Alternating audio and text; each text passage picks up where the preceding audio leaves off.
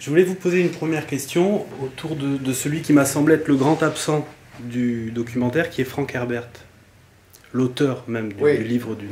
L'auteur, il est absent, d'abord parce qu'il est parti il y a très longtemps, et c'est une adaptation très, très libre de ce livre qui est une des bibles de la science-fiction, on peut dire comme ça.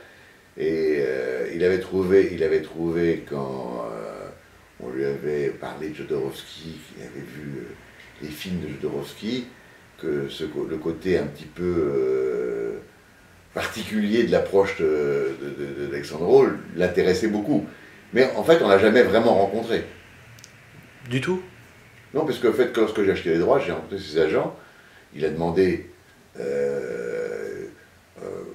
petit peu la manière dont Alexandro allait l'adapter, et Alexandro lui a fait une note d'intention. Puis après, de toute façon, lorsque les droits ont été recédés à Dino De Laurentiis, je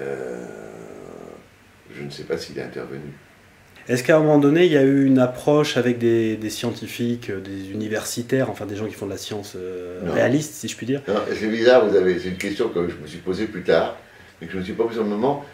C'était une ruche d'artistes. Et dans les artistes, il y en avait qui avaient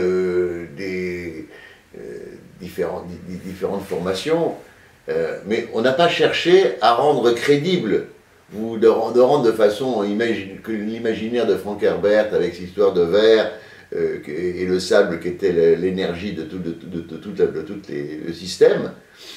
Non, ça ne nous a pas posé. Nous, on voulait faire un film qui était une espèce de western de science-fiction, qui était quand même une grande épopée.